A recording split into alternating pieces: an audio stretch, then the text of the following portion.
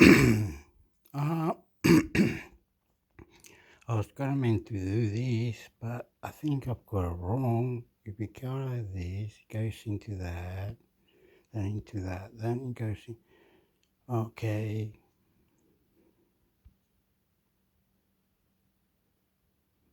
Anyway, and then oh yeah, and then look for the other one, the football. One more, something.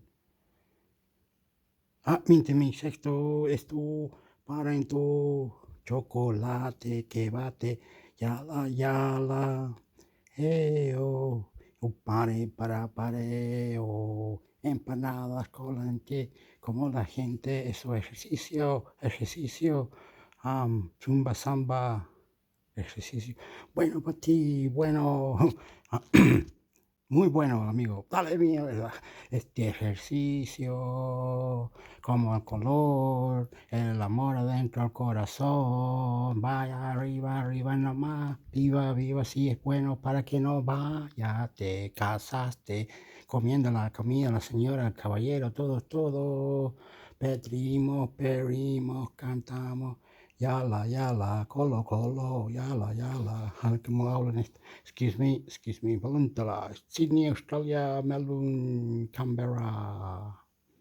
Liverpool have a chance, and I think you could see in his behaviour on the touchline and his behaviour post-match. Sky interviewer, he asked him who the name of the VAR was, and he said, "I don't know," and he just says, "I don't know, good name," and then walked off. There's this. I don't know whether it's rage over Liverpool just being a bit off it, or this determination, but I think there's something in between that. I think Klopp thinks that his team can do it. I'd agree with Will. I think they're probably better equipped than Arsenal, though I do think Arsenal are better equipped than last season. So both of them could go close. It all comes back to City, doesn't it? What's Pep? Jurgen Klopp is pulling what they used to know as the old Anfield kidology, and I think Jurgen Klopp thinks his team have got a chance of winning the league. There are all these players, they're all so good, they're all like the best humans to play football, pretty much in the top 1%, and yet pretty much everything comes down to him whenever you talk about Liverpool. Yeah, he is so important, isn't he? He is. Friends of mine last night were comparing him to Steven Gerrard. He's essentially become that. He is. They do say he's the. This is the fact Liverpool fans think he's the scouser in our team, which does forget Curtis Jones. But there you go. I think this about Liverpool is that Jurgen Klopp is pulling what they used to know as the old Anfield kidology, and I think Jurgen Klopp thinks his team have got a chance of winning the league. But he's putting on this whole thing of like, oh no, we're a team in development. You see, oh yeah, we just have to see how the team progresses. It's a process and all this type of thing. But you can see the determination within Klopp, the competitiveness within him that thinks City are a bit off it at the moment. We don't know how long that will last for, but Liverpool have a chance, and I think you could see in his behaviour on the touchline and his behaviour post-match. Sky interviewer, he asked him who the name of the VAR was, and he said, "I don't know," and he just says, "I don't know, good name," and then walked off. There's this. I don't know whether it's rage over Liverpool just being a bit off it, or this determination, but I think there's something in between that. I think Klopp thinks that his team can do it. I'd agree with Will. I think they're probably better equipped than Arsenal, though I do think Arsenal are better equipped than last season. So both of them could go close. It all comes back to City, doesn't it? What's Pep going to serve up post January? Let's go to the City ground. Forest 2, Bournemouth 3. Great game. Ben says, has Solanke gone too early for a clamour? It was Nuno Espirito Santo's first game in charge, but another win for Sid Lowe's Bournemouth. We'll get to the refereeing decisions in a second, but those two headers, Barry, of the hat-trick was just sensational, weren't they? Yeah, wonderful headers. Reminded me of Danny Welbeck's from the night before, whichever, Christmas. I'm already mixed up in my days, but beautifully placed headers and clearly the work of a man. You do that? You talk like that? Beautiful. Okay, you talk like that. Not trying to be rude, nothing. Stop. Oh, I did stop it. Here it is, Hector. What the yalla hugs Hector re yeah. And what I do is press this one. 10 January transfer targets from Guirassy and Tony to Andre transfer window. The Guardian. Serhou Guirassy, Stuttgart. The Guinea's striker's record-breaking start of the Bundesliga season that brought him 14 goals in his first 8 league games has caught the attention of teams across Europe. Manchester United and Newcastle are among a number of English clubs to have expressed interest in signing the player, who joined Stuttgart on a permanent basis from Rennes in the summer, having initially moved there on loan. His club have made no secret about his release clause of 17.5 meters (pound 15.2 meters) and may be forced to cash in on Guirassy after the 27-year-old's representatives indicated he would be keen to leave if a Premier League side comes calling. His expected involvement at the Africa Cup of Nations, which starts on 13th January, could complicate things. However, Calvin Phillips, Manchester City, still not fancied by Pep Guardiola after 18 months of watching from the sidelines. Phillips is desperate to get back to playing and was told in October that he was free to leave if he decides to do it. With a place in England's Euro 2024 squad on the line and having featured for 89 minutes in the Premier League this season, the 28-year-old has accepted that leaving the treble winners is the only option, after his transfer from Leeds for an initial £42 Newcastle, Crystal Palace and Juventus are interested in taking him on loan. Santiago Jimenez, Feyenoord. The Mexico forward capped a spectacular 12 months that yielded 31 Eredivisie goals by being named Man of the Year by the respected Dutch football magazine, Voetbal International. Jimenez surpassed the record held by Luis Suarez and has been tipped to follow in the footsteps of the Uruguay striker by moving to the Premier League. Tottenham, Chelsea, Arsenal and Fulham have been linked, but Feyenoord are likely to demand about £60 with several La Liga clubs also believed to be interested. Jimenez was born in Buenos Aires, but grew up in Mexico after his father, Christian, a former Tri international, moved there to play professionally. Ivan Toney, Brentford. The England striker has been back in training since mid-September and admitted his enforced absence, as he serves an 8-month ban for gambling offences, was like being in football prison. Toney's ban ends on 16th January and the question is whether he will still be at Brentford by the end of the month, with their technical director, Lee Dykes, admitting last week that maybe the time comes. Okay, this must be fucking important. I'm gonna relax and Merry Christmas, Feliz Navidad. Como lo aquí, uy, todo. Posh, my posh. Aquí arriba, up the top. Here. 10 January transfer targets from Guirassy and Tony to Andre transfer window. The Guardian. Serhou Guirassy, Stuttgart. The Guinea's striker's record-breaking start of the Bundesliga season that brought him 14 goals in his first 8 league games has caught the attention of teams across Europe. Manchester United and Newcastle are among a number of English clubs to have expressed interest in signing the player, who joined Stuttgart on a permanent basis from Rennes in the summer, having initially moved there on loan.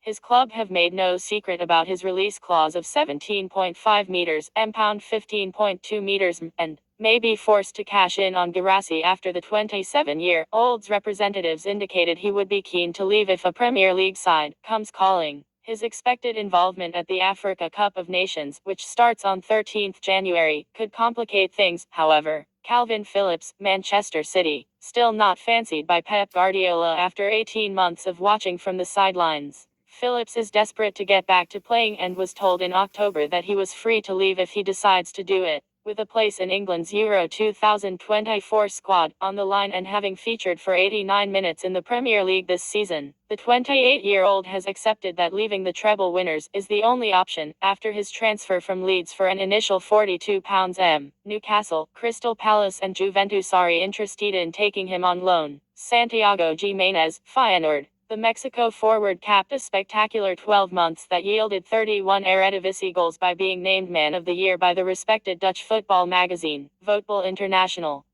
Jimenez surpassed the record held by Luis Suarez and has been tipped to follow in the footsteps of the Uruguay striker by moving to the Premier League. Tottenham, Chelsea, Arsenal and Fulham have been linked, but Feyenoord likely to demand about £60 with several La Liga clubs also believed to be interested. Jimenez was born in Buenos Aires, but grew up in Mexico after his father, Christian, a former Tri international, moved there to play professionally. Ivan Toney, Brentford. The England striker has been back in training since mid-September and admitted his enforced absence, as he serves an 8-month ban for gambling offences, was like being in football prison. Toney's ban ends on 16th January and the question is whether he will still be at Brentford by the end of the month, with their technical director, Lee Dykes, admitting last week that maybe the time comes very shortly that Ivan moves on to another club. Arsenal, Chelsea and Spurs have discussed a potential move for Toney, who has scored 32 goals in 68 Premier League appearances. How much Brentford demand to sanction the sale of their prized asset remains to be seen, with a reported price tag of £100 in January likely to put off many suitors, especially given that is expected to be significantly reduced by the summer. Victor Gyökeres, Sporting. This time last year, Gyökeres was helping to fire Coventry into playoff contention in the Championship, but he now finds himself flying high at the top of the Portuguese league, having scored 17 times in 20 appearances in all competitions. The 25-year-old Sweden forward was on Brighton's books for 3 years, but never made a Premier League appearance before moving to the Midlands.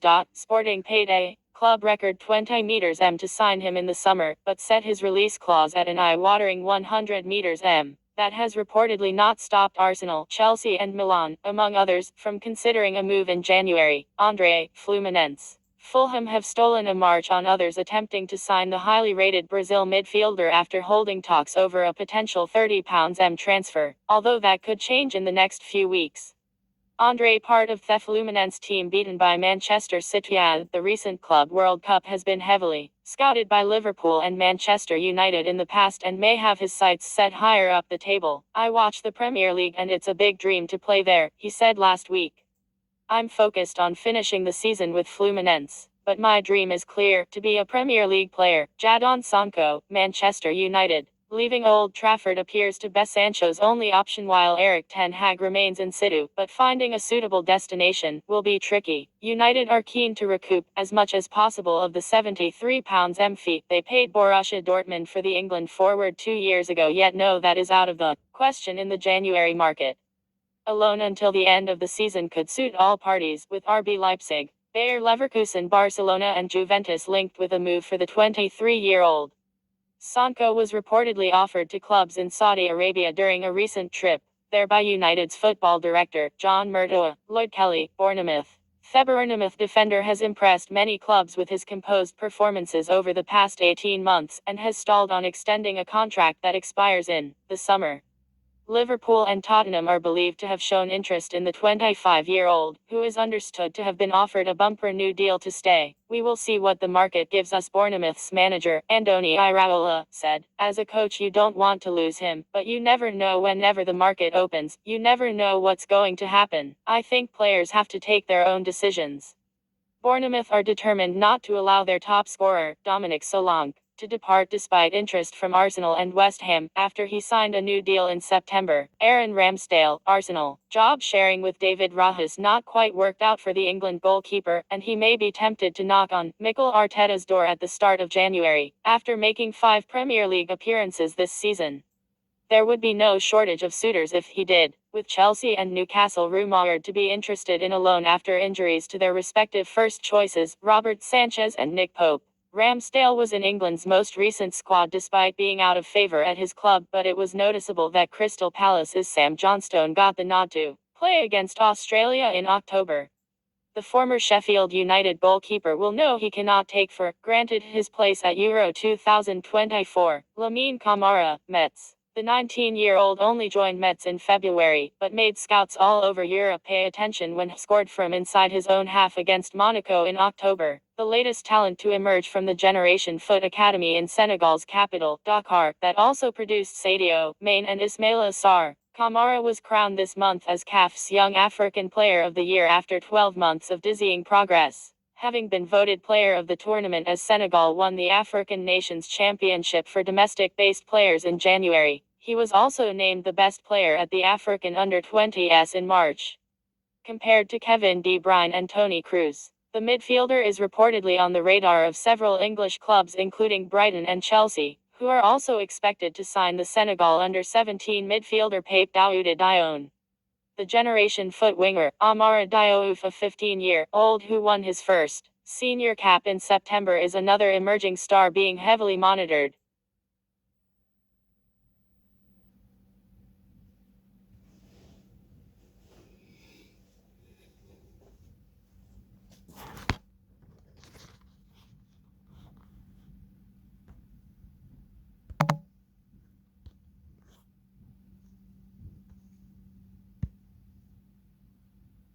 Or the night before, whichever, Christmas. I'm already mixed up in my days. Wasn't penalised for that handball in the box. It wasn't intentional, but it was a clear handball. Hashtag Merry Christmas. I wonder if that evens out, Will. I think about the Trent chances bigger than Martinelli's, but they're two big chances in the game, aren't they? And then there's that handball, and then Trent Alexander-Arnold does push Havertz over, sort of, I think, quite blatantly. So I don't know, if at the end of the game everyone can say, well, we all got away with a bit in this match. Beauty of decisions balancing out like they would have done pre-VAR. This sort of very simplistic way of looking at football. No, we need to overanalyze every split second of any potential foul, offsides. No, the glory, get it back to it all balances out in the end. Yeah, I mean, it was quite even on every level, as we've said. It was an even result, and it would have been probably slightly unfair for some of those decisions to go against the individuals. I think it was a handball. The defence from the officials was that he was trying to put his hand down to balance himself, which would have meant that it didn't count as a handball. But at the same time, it's very odd because his hand never actually reached the floor. So, I mean, if that's how you balance yourself, maybe during Christmas, potentially, after you've had a few, you try and balance yourself, but you don't actually reach the floor, needing to prop yourself up. Unless he can float, of course. Unless Odegaard is sort of, Oh, that made me think, how many permutations of what is considered a natural position must there be? Because I've never considered that one, had you? A natural position is you falling to the floor and a ball might hit you. I mean, David Ellery must have run through millions of these possible scenarios for the natural position. I think it's him in front of Kalina, just sort of, there in gym kit going, natural position, and natural position, moving his arms about. Kalina goes, yes, no, no. They're on Zoom together, just... It's like the stop motion from, Aardman Studios. So they just have a little plasticine model and they move the arm a millimetre to the left, then another millimetre, then another millimetre, and either approve or disapprove of each position. That could be the Christmas special for Howard Webb and Michael Owen's show. Oh, really nice. Open animation version. I mean, I don't know if this is a silly question, Will, but watching those two, who gives you the most confidence that they will... they're both obviously in the title race. The title race is actually really interesting this season, and one of these two could easily win it. But which of those two do you think gives you the most confidence that they will? I would still say Liverpool, because I think there's more goals in that team, and that is what I generally base my views on. More goals equals more wins equals more points, and they have it. Whereas I think Arsenal, with their collection of attackers, Havertz is never going to be prolific. Jesus doesn't look like it at the moment. So I think with Mo Salah up there, doing his bits by showing Zinchenko up to be the central midfielder he is, I think they've got a bit more about them. And especially with Trent Alexander-Arnold turning up all over the place, just creating, starting attacks from anywhere he wants, from right back, from central midfield, from left wing. I just think Liverpool have got a little bit more in attack, and I also think the Europa League is slightly less taxing on the body and mind, and if it comes down to it, that could make a little difference if Liverpool are still in the title race come March or April. It's interesting, actually, on Trent Alexander-Arnold, that there are all these players. They're all so good. They're all like the best humans to play football, pretty much in the top 1%. And yet, pretty much everything comes down to him whenever you talk about Liverpool. Yeah, he is so important, isn't he? He is friends of mine last night were comparing him to Steven Gerrard. He's essentially become that. They do say he's the. This is the Liverpool fans think he's the scouser in our team, which does forget Curtis Jones. But there you go. I think this about Liverpool is that Jurgen Klopp is pulling what they used to know as the old Anfield kidology. And I think Jurgen Klopp thinks his team have got a chance of winning the league. But he's putting on this whole thing of like, oh no, we're a team in development, you see. Oh yeah, we just have to see how the team progresses. It's a process and all this type of thing. But you can see the determination within Klopp, the competitiveness within him that thinks City are a bit off it at the moment. We don't know how long that will last for. But Liverpool have a chance. And I think you could see in his behaviour on the touchline and his behaviour post-match, Sky interviewer, he asked him who the name of the VAR was, and he said, I don't know. And he just says, I don't know, good name, and then walked off. There's this, I don't know whether it's rage over Liverpool just being a bit off it or this determination, but I think there's something in between that. I think Klopp thinks that his team can do it. I'd agree with Will. I think they're probably better equipped than Arsenal, though I do think Arsenal are better equipped than last season. So both of them could go close. It all comes back to City, doesn't it? What's Pep going to serve up post January? Let's go to the City Ground. Forest 2, Bournemouth 3. Great game. Ben says, has Solanke gone too early for a clamour? It was Nuno Espirito Santo's first game in charge, but another win for Sid Lowe's Bournemouth. We'll get to the refereeing decisions in a second, but those two headers, Barry, of the hat-trick was just sensational, weren't they? Yeah, wonderful headers. Reminded me of Danny Welbeck's from the night before, whichever, Christmas. I'm already mixed up in my days, but beautifully placed headers and clearly the work of a man who's surfing a wave of confidence that he's never had before in his career. He's always been a very frustrating player. Solanke, no one doubts his work rate, but he just wasn't posting the numbers. I think his previous best tally is 6, and he's already up to 11 or 12 now this season. And I suspect there may well be a clamour, as you say, for his services in January. And I think he'd probably be better off staying put where he is. He's a good interview with him in the Times yesterday, where he was sort of explaining what we were all wondering about Bournemouth. You know, why aren't they as good as Sid said they would be? And he just said that basically Anthony Iraola's training sessions were so complicated that the players were too thick to get their head around them. But, took a while for the penny to drop, and now they're all doing what they were supposed to be doing automatically. And then, interestingly, there's a fella, John McKenzie, who writes for The Athletic. He's sort of tactics egghead, and he watches games and then writes these articles about them. And he watches football on just a completely different plane to the one I do. And I see this chaos, and his analytical mind, I don't know how he does it, but he had already identified the problem, and Dominic Solanke more or less confirmed exactly what he'd said. It's all to do with pressing and timing and triggers and lots of other stuff I don't really get. But that interview's worth seeking out. But Solanke's having a dream season, and he started at Chelsea and then he went to Liverpool. Liverpool sold him to Bournemouth, and he's changing hands for huge sums of money, and everyone thought, he's not going to cut the mustard, but he's having a great season. I remember going to Solanke's debut for Chelsea. It was a Champions League. I remember when Chelsea were in the Champions League and they used to roll over opposition and have the time to bring on a young player to make his debut. And I remember this last night and thought, hang on, when was that? Because it felt reasonably recently. It was in 2014. Wow. So he must have been 17 or so. Yeah. When he brought him on, and I remember there was a big, there was a clamour behind the Chelsea scenes about, this guy is going to be the striker of the future. So I looked at that thinking, how old is this guy? Because he could have been anything from 22 to 30. It turns out he's 26, but but yes, thing is, as Barry says, the raw materials have always been there. That was a great striking performance, and it's good to see.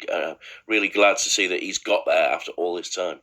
Yeah, I mean, the first one, he's on the run and controls that header. Felt like a Sheringham header, really clever run. Deft header. The second, there's no pace on the ball. My understanding of the clamour question is an England question, not who's going to get him in January. Either way, a shout for Ouattara's amazing goal line clearance at 2-2, right, from Gibbs White, which is an amazing piece of defending. And now let's get to the red card, Willy Bolly's second yellow for kicking the ball and then being trodden on by Adam Smith. Would you like to unpick it for us? Not much to unpick, to be fair. I don't understand what the referee saw. The ball goes in exactly the direction you'd expect it to go if he'd won the ball, and so that's fine. And then it's quite clear that he gets stepped on, and that therefore the Bournemouth player did not get the ball. And if the ball was already quite a long way away, really, by the time that the studs made contact with the ankle. But it was very quick to decide that somewhere along the line, Bolly had committed an offence, which I don't understand. Do you think that, VAR has sort of changed the way that everyone views challenges like that you can get the ball and not be in total control and then take the player, and think of Romero and Curtis Jones? But this is obviously very different to that. And I suppose the interesting question is, can you sometimes catch someone after a challenge and not be out of control? Because he might have caught Smith if he'd been a bit later, or a bit earlier to it, rather. And it still would have felt like, actually, that's not a foul. The idea, it must have been that he was somewhere reckless, but I just don't see it. He wins the ball, it goes away, and that's fine. He was in full control. Don't think he really knew exactly where the man was. The man's in his peripheral vision to his right, and he's there, far earlier than him.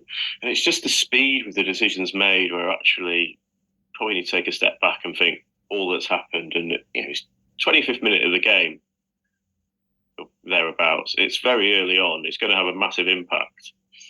And every red card in the Premier League statistically works out to 0.7 goals to the opponent. So it's a big moment. It's a big decision. And to do it knowing you don't have the backup of VAR as well, which he knows, to do it so quickly and so poorly, I find very odd. And then, all these decisions balance out, as we've discussed previously.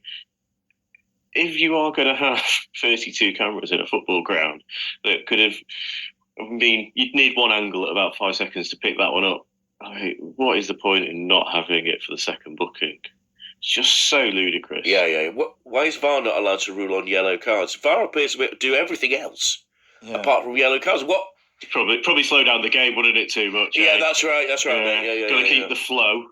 Yeah, that is the totally daft thing, isn't it? That VAR slows the game down so much that there are moments like this, a second yellow. Also, those sort of really ridiculous ones where somebody boots it out for a goal kick and then a corner's given, and within half a second you can tell. And obviously we don't want VAR to be involved more, but then you're going, well, if you're taking 25 minutes for this handball, just tell him. Well, I don't know why the VAR doesn't say to the ref, look, I'm not allowed to intervene here, but if I was, I really wouldn't give him that red card. But Barry Howard is listening.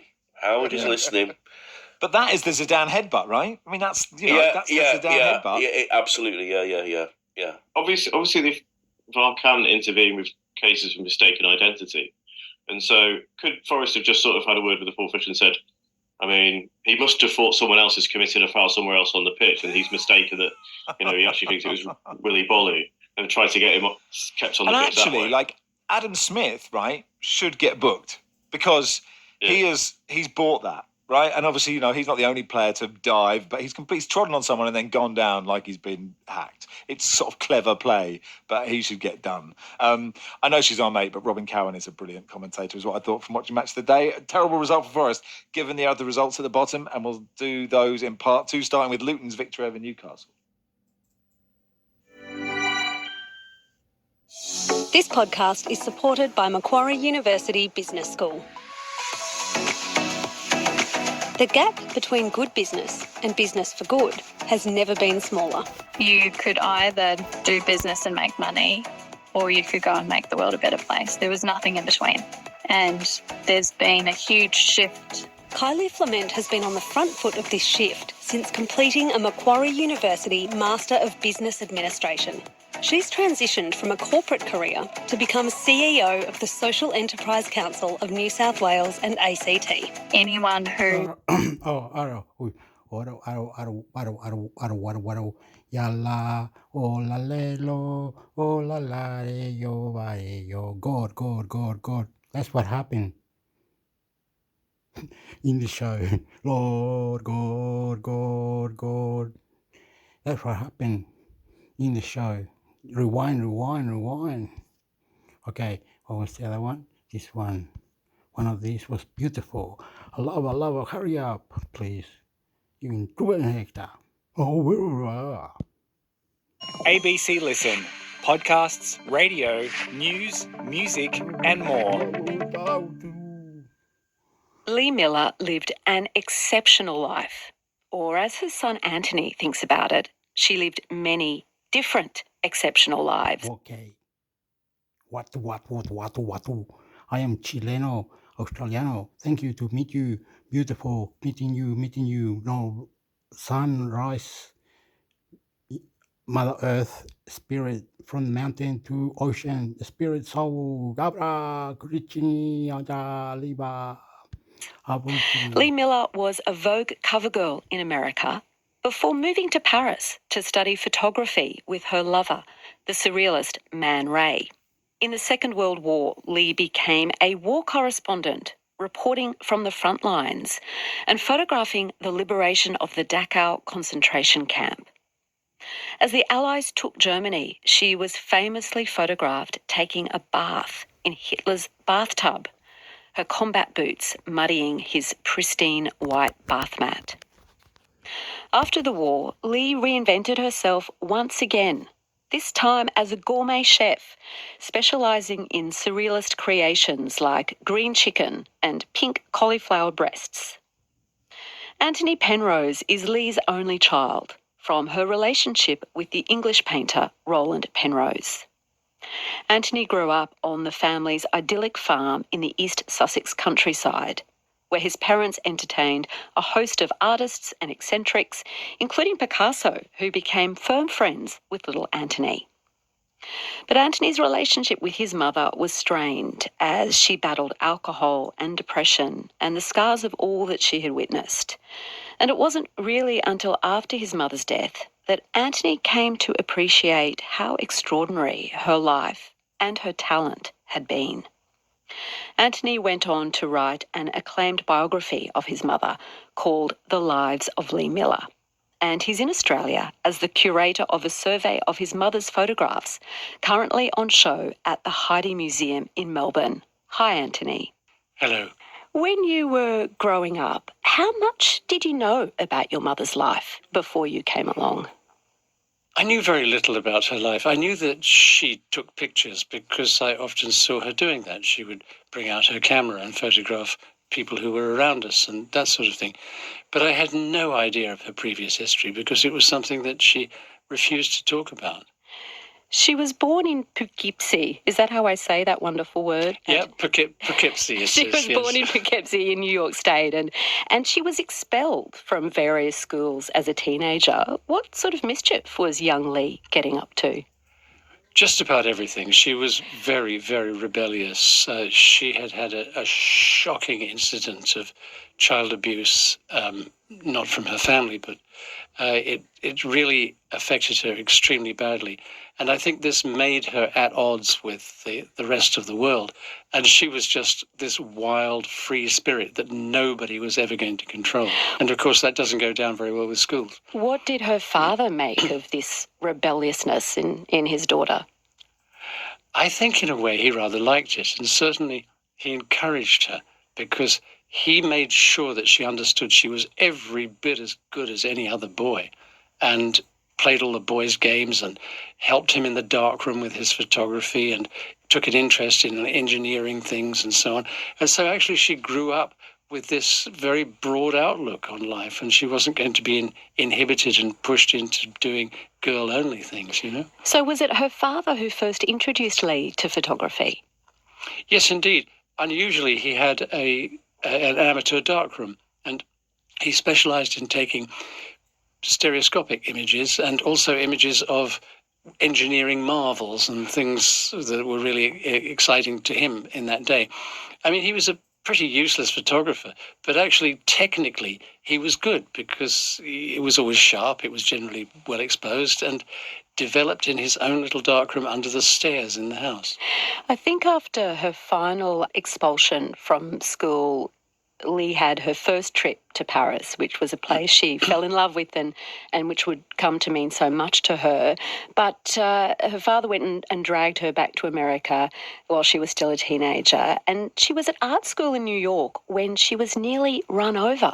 Who stepped in to save her? Well, she was wandering through New York dressed in the clothes that she'd brought back from Paris, so she looked a bit kind of more elegant than usual. And she stepped out in front of a truck, and she should have been run over in that moment, but a man grabbed her and hauled her back with a split second to spare, and she did the girly thing. She fainted in his arms, and he looked down and saw this incredibly beautiful face dressed in this Paris couture and thought, that's what I'm looking for. Who was he? His name was Condé Nast. He was the owner of Vogue magazine and Vanity Fair. And literally within a few weeks, she was on the front cover of Vogue, March 1927. She was not yet 20 years old. See, that story is extraordinary enough to just be the sum of one's life adventures, really. That's a remarkable way to enter modelling. You say she was extraordinarily beautiful. What did she look like at that age? Well, she was quite tall for her age.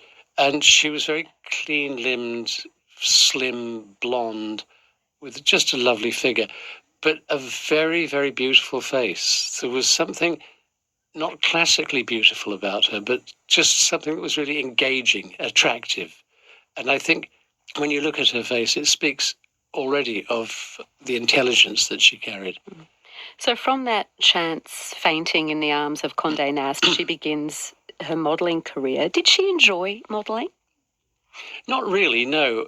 But it was a brilliant way of learning photography because she was photographed by some of the greats of the day, including Edward Steichen. And it seems like she used every single session as a kind of tutorial because she would be ducking around to see what was going on behind the camera and how they were lighting it, how they were posing her, how they were treating the whole composition and everything. And every time she was learning something. And she had this incredible inquisitive nature, the curiosity that was overarching. And I think people like Steichen rather liked that. And they enjoyed showing her how it all worked. In 1929, Lee travelled back to Europe and she decided that she really did want to be behind the camera. She wanted to be a photographer. How did she find a teacher? She was well current with what was going on in Europe because people like Steichen and the guys that he associated with, like Stieglitz, they had all the publications from Europe. And she kept on seeing these works by this photographer who called himself Man Ray, who was American. And she met people who knew him. And Steichen gave her an introduction and his address, and off she went. Just turned up at his house? Eventually, she travelled around Europe a bit, and then she turned up at his apartment in Paris. And she was really crestfallen because the concierge said, no, Monsieur Man Ray has gone on his holidays, because it was the beginning of August, you see. And so she was really sad, and she went round to a bar where she knew that he sometimes hung out, just in case he might be there. And sure enough, he walks in. And she goes up to him and says, hello, I'm your new student. And he says, no, you're not. I don't take students. And anyway, I'm going to Biarritz for my holiday.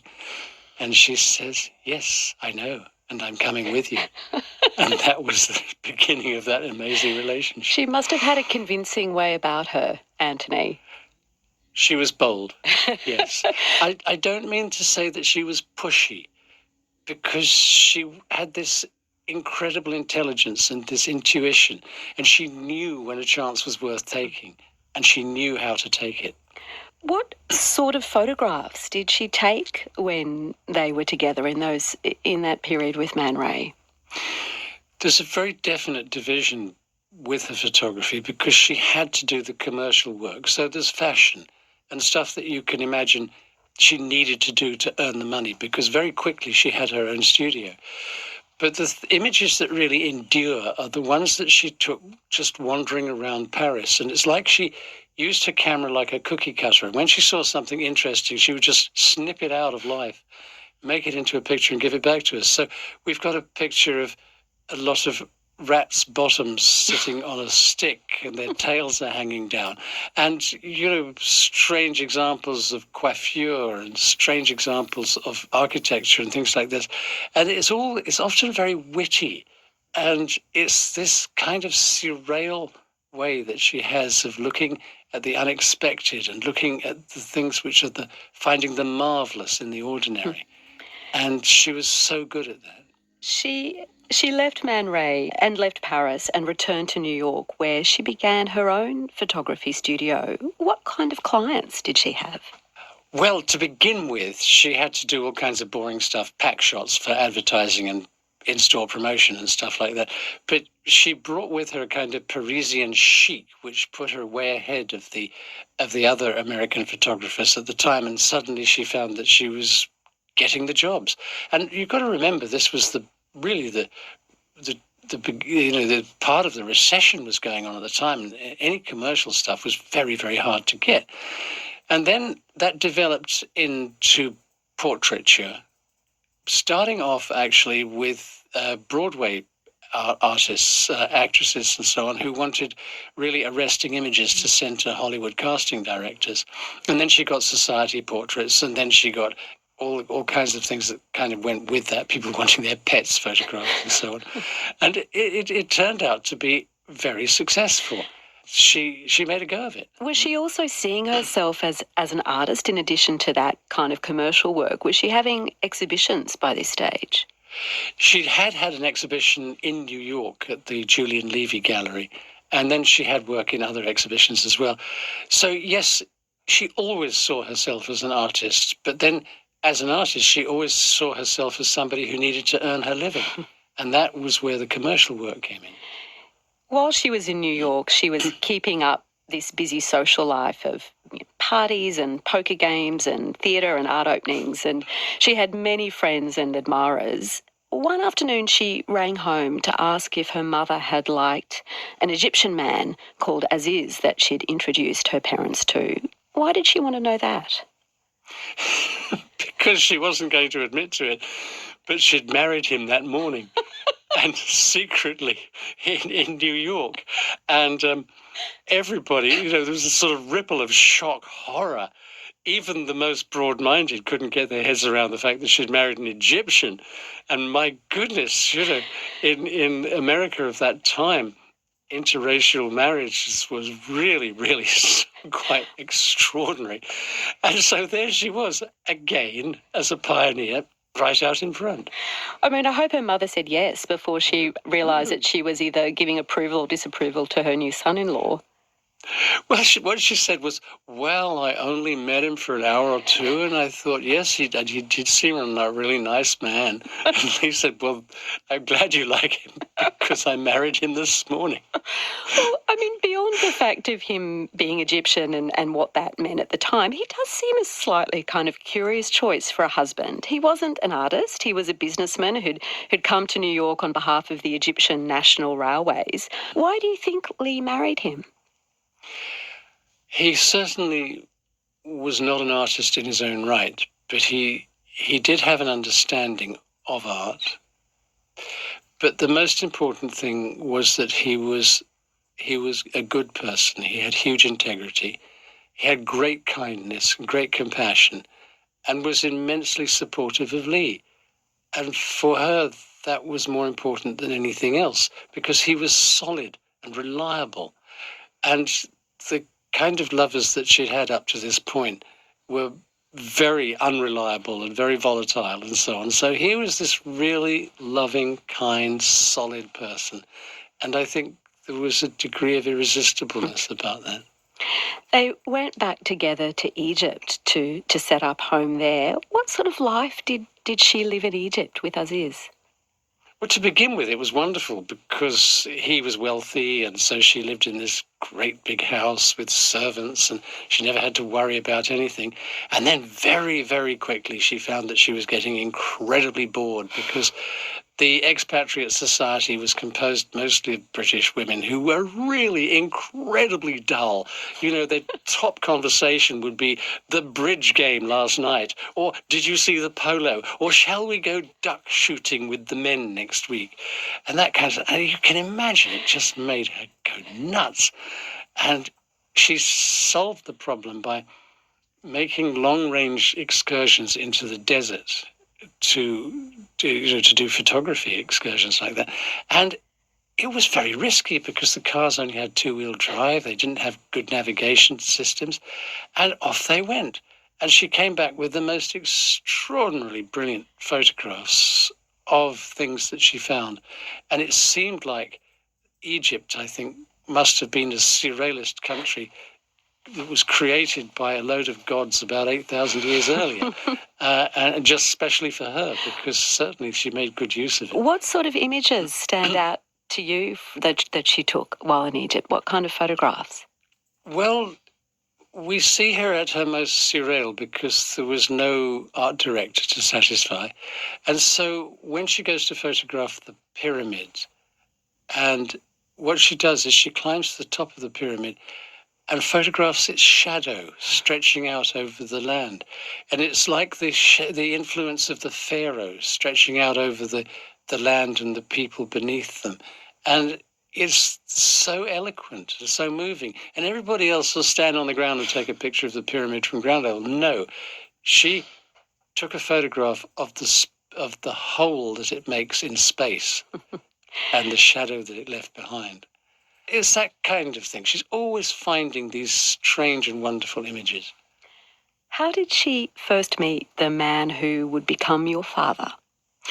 Well, after about 4 or 5 years, 1937, Aziz, immensely kind and generous, realized that she was pining for her friends in Paris. So he gave her an airline ticket to France. And she set off with her maid and eventually got to Paris. And when she arrived, one phone call to an old friend revealed that there was a big fancy dress surrealist ball on that night in a very posh house near the Étoile. And off she goes, dressed in ordinary clothes because she didn't have time to make up a costume. And when she arrives, there is this rather quiet, shy British painter called Roland Penrose, who had dressed himself like a beggar and painted one hand and one bare foot bright blue. And he took one look at Lee and he's described it as being struck by a thunderbolt, and he was never the same again. They began a love affair, which at first was conducted mainly by letter. What are those letters like, Anthony? Well, we've just published them in a huge, great book called Love Letters Bound with Gold Handcuffs. And it is really very, very touching because it was a long-distance romance exactly conducted by letter. And sometimes the letters didn't get through or they were delayed and there was agonizing wait. Oh, answer me, write to me, please, please. And sort of pleading with her. And it was very revealing because they chatter away about their friends and their artist friends and what they were doing and things like that. So we have this extraordinary record of not only their love for each other, but their life and their times together. They had this extraordinary set of friends, including Picasso. What did Pablo Picasso make of Lee when he first met her in 1937? Well, he was blown out by her beauty, and he actually painted her 6 times, a la Arlésienne, like a woman from Arles. So you can see references to the Arlésienne costume that she's wearing. And he really gets her because he gives her this fabulous quality of brilliance. She's got this sunshine yellow face for the brilliance of her intellect and the warmth of her personality. And there are many other references to her as well. So it's really quite wonderfully beautiful the way that he summarizes her personality as well as her appearance. The artistic appreciation between them went both ways. I mean, she made many artworks of Picasso, in a sense. She took many photographs of him. Yes, she shot over 1,000 pictures of him, starting right then, and continuing up until just a couple of years before he died. Well, how did she portray him? What sort of figure is he in her photos of him? We can see how much she loves him because they're always very affectionate, and she's always getting him so he's looking good, and he's looking masterful and extraordinary, as he was. He was just not an ordinary guy to me, and she portrays this really accurately. I think that he was just more than a personality. By the outbreak of the Second World War, Lee had left Egypt and Aziz and was living with Roland in London. What role did she take up with Vogue at the start of the war? Well, she became a freelance photographer because Vogue were faced with the problem of many of their men photographers being called up for military duty, and she filled that gap. She had the most wonderful editor, Audrey Withers, who recognised immediately her talent and put her to work. And to begin with, she was photographing incredibly boring things like frocks and handbags and shoes and stuff like that. And then she got out in the street photographing fashion in the street because the Blitz came along and Vogue studios were bombed out. So she had to photograph on location because otherwise there was no light or was nothing. And so we see these beautifully dressed, elegant, lovely women standing against the background of utter destruction that was London at that moment. So Vogue was running stories on the Blitz alongside fashion. What was the magazine like in those war years? The initial purpose of Vogue was to contribute to raising morale and just make sure that people were still interested in what seemed frivolous, which was fashion, but it wasn't, because it was very important that people maintained their standards and maintained the idea that they were not beaten and cowed. And also there was another aspect to this, which was America was not yet in the war. So many of Lee's pictures at this point, even the fashion pictures, contain wartime references, which is to remind the Americans what a beating we were taking and how much we'd like them to enter the war and help us. Well, once America did enter the war, Lee, because she was an American citizen, was able to become accredited as a war correspondent for Vogue and then in bed with the armed forces. Where did she first head to Europe as a war correspondent? Well, she was in Europe a couple of weeks after D-Day, and she went across to report on ABC Listen. Podcasts, radio, news, music and more. Hi, I'm Sam Hawley, coming to you from Gadigal Land. This is ABC News Daily.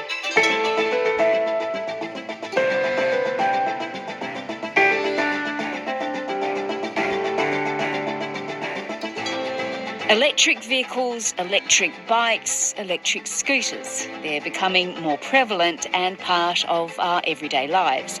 But as we make the green transition, the dangers of lithium-ion batteries that power these devices and many others are becoming more apparent. Today, the lead technology translator from the University of New South Wales, Matthew Priestley, on what causes the battery fires and how to reduce. Again, you may get a Rails just destroyed indicator light on there. inside. We had tile floors. To let these vehicles burn, particularly if they're in an area that's safe to do so in the outside somewhere. True that many, but if the temperature is still above that critical point, well, it may continue to increase again. You may get a reignition of the lithium-ion battery many times after another temperature point at a cell. You actually need to bring the temperature back under that point in order to make the battery safe again, to stop there being a potential for another ignition point. Because there can be those toxic gases there which you can inhale, and of course that can be potentially deadly.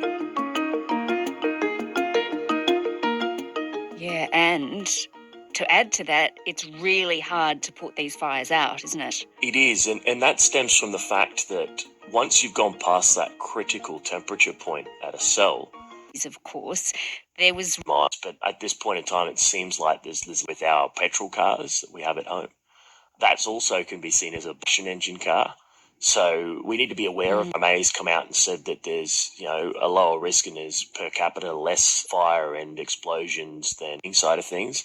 In the case of a car and someone had removed the lithium-ion battery unit out of the car, which is an incredibly unsafe thing to do. So it could run in with water or something, or someone will make it free electricity or whatever, and the person that chopped them up and said, two, no one knew about it. What? So there was a water car, a car that ran with water, there was free electricity, we were smarter, we could do anything, and the government loved it. Yet again, that comes back down to the training side of things. In the case No, the government didn't love it, Hector, because they destroyed those people that made car that ran by water, and they killed them, made them disappear, Hector. You know what I mean? Those people that made the cars, extraordinary ones with water and tubes and other thing with batteries and the roof, whatever you call it, with the sun, they'll kill them off, Hector. Shut up. electric vehicles, the NRMA has come out and said that there's, a lower risk and there's per capita, just one that is not from the brand that you think. So we start healing, combining Masterpiece to Masterpiece, whatever, and they come and kill us because they don't want the whole world to know we can heal you, love you, intermixed in the Hector. It looks very similar, so people need to be aware of that. They need to be aware of the fact Ukraine is bombing Russia. Russia is bombing Ukraine. Why not America? Hector is crazy. Come on, man. that sometimes these counterfeit devices may NATO. Go on the border. NATO, Earth. be ones that are built from non-reputable manufacturers that are just cutting the corners of good design in both the battery and the battery management system, or they may be a reputable brand of battery that's actually had a fault and they've gone and fixed it and resold it, but you're not aware of that and not aware of how good that fix actually was. So we need to be very careful with that type of thing. So it's gone and fixed just is how do we think there are similar that there are also risks of fire with our petrol cars that we have at home. That's also can be seen as a bomb too. Yes. So I think there are similar risks, but at this point in time, it seems like there's less risks with an electric vehicle than a combustion engine car. One of the challenges at the moment is how do we extinguish and fight a lithium-ion battery fire in an electric vehicle? And that's because it's very new technology, and we're developing ways in which to do that right now. But that's one of cyber attack, technology, marketing things. They say, and in there you got electric car. You're swimming, you're flying, you're in another illusion. Esto está borracho colando. Esto es Feliz Navidad. Nearly go, una hora. 1 hour. Why couldn't we stop it? Have issues to go by, we don't want the technology, we don't want this other technology, AI, who's killing us, Illuminati. the challenges. So, Matthew, what then do shoppers need to be aware of when they go and buy products with lithium-ion batteries Are in an electric vehicle, and that's because it's very new technology, and we're developing ways in which to do that right now. But that's one of the challenges. So, Matthew, what then do shoppers need to be aware ways in which is Yes. moved the lithium-ion battery unit out of the car, which is an incredibly unsafe thing to do. And yet again, vehicle that's also can be seen as a bomb too. Yes. So I think there are similar risks, but at this point in time, it seems like there's less risks with an electric vehicle than a combustion engine car. One of the challenges at the moment is how do we extinguish and fight a lithium-ion battery fire in an electric vehicle? And that's because it's very new technology, and we're developing ways in which to do that right now, but that's one of the challenges. Okay, adios, amigos.